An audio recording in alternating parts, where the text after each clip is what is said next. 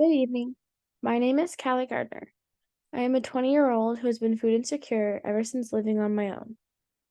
What is food insecurity?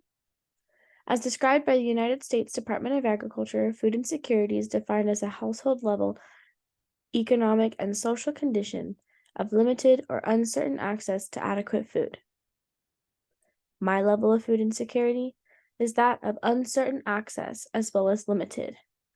While I may not have no food, I'm scraping the bottom of the barrel by the end of my paycheck in order to make sure that I have food for the next week or the week after that.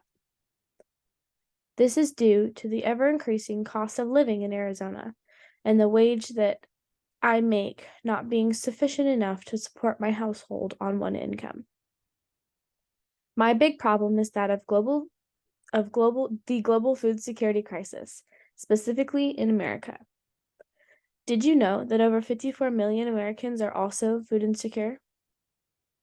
The theory of cognitivism suggests that the four stages of cognitivism, sensory-motor, pre-operational, concrete operational, and formal operational, play an important role in the process of the brain, as well as the process of learning.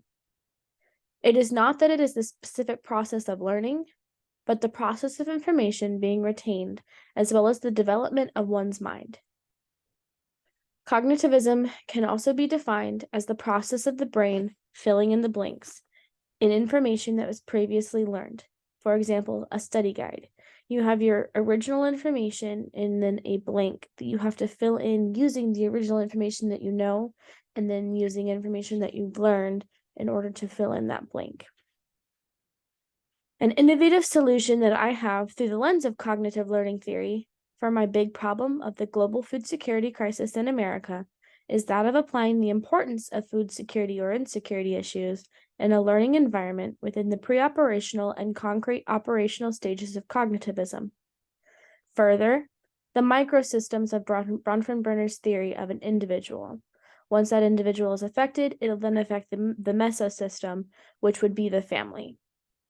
What is meant by this is simplifying a real-world problem of statistics, such as supply and demand specifically, in relation to food security in students' general communities.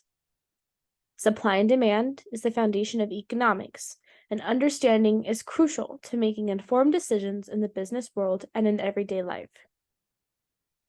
The understanding of simplified concepts of supply and demand provide building blocks or previous information for students to later use when learning about division, money management, and economics in general. For example, breaking supply and demand down to a visual, such as a toy shopping cart with 7 apples in it, and then 10 people figurines, and then asking students if there's enough apples for all 10 people, is a good way to start the conversation of supply and demand, while offering a visual representation of there not being enough food, such as in the world and through the global food security crisis. The area of need for the specific example of the cognitive pre-operational and concrete operational stages would be first and foremost administration and educators willing to make the change of curriculum that can take a foot forward into economics.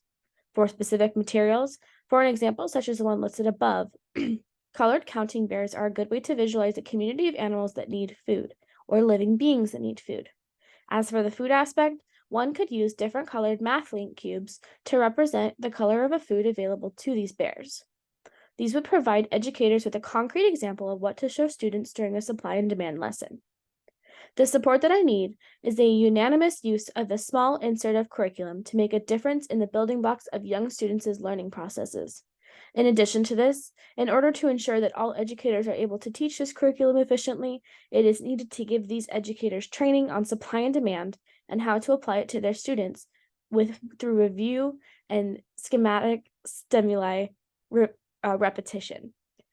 Using the cognitive learning approach is the way to ensure that our future workforce is ready to take on economics one step at a time, and hopefully have a better foundation on how they can either help fix the supply of food versus the demand and or help the effects of it thereof. Thank you.